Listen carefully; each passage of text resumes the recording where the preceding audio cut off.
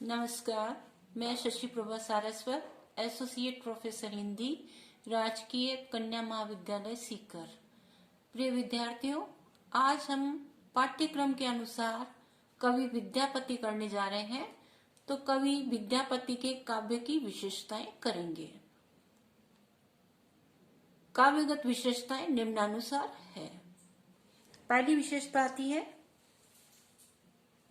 संयोग श्रृंगार, दूसरी वियोग श्रृंगार, तीसरी प्रकृति चित्रण, चौथी भक्ति भावना, पांचवी भाषा शैली और छठी अलंकार योजना। मैथिल कोकिल विद्यापति बहुभाषाविद, बहुज्ञ और गुणग्राहक थे। सामान्य रूप से कवि का भाव पक्ष या अनुभूति पक्ष तीन क्षेत्रों से संबंधित होता है: प्रकृति, मनुष्य तथा ईश्वर। संयोग श्रृंगार, इसके अंतर्गत नायक नायिका के रूप, सौंदर्य, मिलन, चेष्टाएं, रति, क्रीड़ा इत्यादि का सरस चित्रण होता है। कवि ने शास्त्रीय परंपरा के अनुसार कमल, हिरण, चकोर, मोर, कदली, दाड़िम, खंजन इत्यादि के उपमान प्रयुक्त किए हैं। सौंदर्य के लिए उन्होंने बाह्य, आभ्यंतर दोनों रूपों का वर्णन किया है। नारी सौंदर्य की सर्वोच्च सीमा उरोज है, जिसे विद्यापति के शब्दों में इस प्रकार देख सकते हैं: पीन पयोधर दूबरी गाता, मेरु उपजल कनक लता। उनके काव्य में लज्जाशील सौंदर्य का वर्णन भी देखा जाता है। घूंघट निकाले वे मिलन के लिए उत्सुक राधा का मनोहर चित्र इस प्रकार है: नील बसंत तन घेरली सजनी, मैं सिर लेल घोंघट सारी, लग लग पौ के चलहित सजनी, गे सकुचल अंकम नारी। वियोग श्रृंगार, विद्यापति के विरह वर्णन में भाव और कल्पना का, अनुभूति और तन्मयता का ऐसा अद्भुत सामंजस्य देखने को मिलता है कि पाठक सहज ही सुदबुद खो बैठता है। भावों की विविधता, व्यग्रता, परिवर्तनशीलता, दीनता, अनुरोध, वेदना, निवेदन और उससे उत्पन्न पश्चाताप, उपालंब, विवशता, याचना आदि अनेक रूपी भाव अन्यत्र मिलना दुर्लभ है। राधा की व्याकुलता का कवि ने अत्यंत ही मार्मिक चित्रण किया है। चकवा चकवी जैसी जोड़ी बिछड़ गई तो वह जलकर मर जाना चाहती है। बिनती करहूं सलोलिनी रे, मोहि देह अगिहर साजी। प्रकृति का उद्दीपन दिन प्रतिदिन विराग्नि को बढ़ाता है। जैसे चौदिस भमर भम, कुसुम कुसुम रग नीरस अगिहर साज, मंद पवन चल पिक को कै सुनी नीरस, माजरी जीवई। प्रकृति चित्रण, विद्यापति पदावली में प्रकृति चित्रण भी सरसता से देखने को मिलता है। उनके काव्य में आलंबन और उद्दीपन दोनों ही रूपों में प्रकृति का चित्रण किया गया है। तो शुद्ध प्रकृति चित्रण भी उनके काव्य में मिलता है। मिथिला का प्राकृतिक सौंदर्य भी उन्हें प्रकृति चित्रण हेतु विवश कर रहा था। बसंत और पावस ऋतु का वर्णन उन्होंने अपने काव्य में बड़े मनोहारी रूप में किया है। ऋतुराज बसंत का उन्होंने बाल रूप में चित्रण करके उसमें मानव व्यापारों का आरोप किया है। पावस ऋतु का वर्णन यद्यपि उन्होंने स्वतंत्र रूप से नहीं किया है, फिर भी उद्दीपन रूप में उसे अवश्य चित्रित किया है।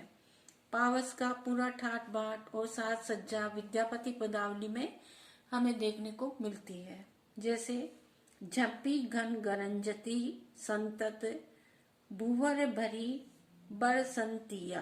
पावस और बसंत ऋतुओं के अलावा भी उन्होंने कुछ ऋतुओं का वर्णन विद्यापति पदावली में किया है। भक्ति भावना, विद्यापति पदावली में भक्ति भावना के संबंध में श्याम सुंदर दास ने लिखा है: हिंदी में वैष्णव साहित्य के प्रथम कवि मैथिल कवि विद्यापति हुए। उनकी रचनाएं राधा कृष्ण के पवित्र प्रेम से ओतप्रोत हैं। विद्यापति को केवल परमात्मा का सहारा है, तभी तो कवि परमात्मा के चरणों में अपने मस्तिष्क को रखकर इस प्रकार वंदना करता है: हे हरि बंदो तू पद नाय, हे हरि बंदो तू पद नाय, तू पद हरि परिहरि, पाप पयो निधि, पार तर कौन उपाय। तू पद परिहरि पाप पयो निधि, पार तर कौन उपाय। भक्त रूप में कवि इहलोक और परलोक की चिंता करता है, और जब सांसारिक बाधा कष्टों से परेशान होकर मन निराश हो जाता है तो कवि इस प्रकार बोल पड़ता है।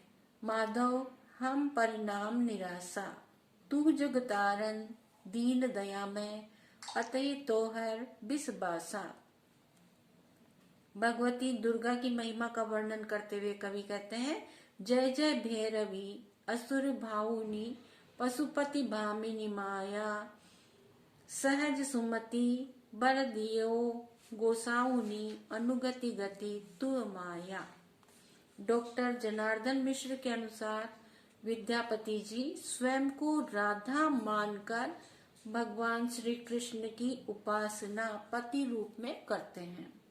विद्यापति की पदावली आध्यात्मिक विचार तथा गूढ़ दार्शनिक रहस्यों से परिपूर्ण है। भाषा शैली। कवि विद्यापति के काव्य की भाषा लोक भाषा मैथिली है। उनकी पदावली में मैथिली के साथ साथ प्राकृत, अपभ्रंश और संस्कृत के शब्द भी मिल जाते हैं।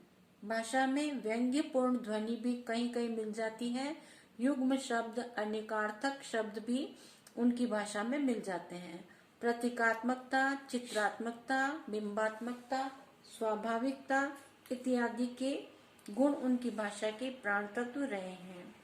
कहीं कहीं उनकी भाषा लोक गीतों के इतनी निकट हो गई है मानो वह एक आम आदमी की भाषा बन गई हो। जैसे मोरे रे अंगनवा चनन केरी गछिया, ताही चढ़ कुररे कागरे। अलंकार योजना। कवि विद्यापति ने अपनी भाषा सुंदरी को सजाने के लिए अनेक अलंकारों का प्रयोग किया है। जैसे रूपमा, उपमा, उपमा, रूपक, विभावना, व्यतिरेक, संदेह, भ्रांतिमान, उत्प्रेक्षा, अतिशयोक्ति, स्वभावोक्ति इत्यादि अलंकारों का प्रयोग अनेक काव्यों में देखा जा सकता है। विशेष रूप से नक्षिक वर्णन, रूप सौंदर्य के वर्णन में कवि ने उपमा अलंकार का प्रयोग अधिक किया है। रूपक अलंकार का ये उदाहरण देखने योग्य है। नील नीरज नयन सह सखी, नील नीरज नयन सह सखी, ठरई नीर अपार रे। प्रियतम के आने की अवधि को लिखते लिखते नायिका के नाखून घिस जाते हैं और राह देखते देखते उसकी आंखें सूज जाती हैं। संदेह अलंकार का प्रयोग इस प्रकार हुआ है। माधव हमर रह दुर्देश, माधव हमर रह दुर्देश, केदो कयई सकी कुशल सनेस। सूर्य प्रसंग के साथ साम्य दिखाने के लिए कवि ने अन्योक्ति का प्रयोग भी किया है। जैसे मालती सफल जीवन तोर, मालती सफल जीवन तोर, तोर विरहे भुवन भमये भेल मधुकर भोर, तोर विरहे भुवन भमये भेल मधुकर भोर। बहुत बहुत धन्यवाद।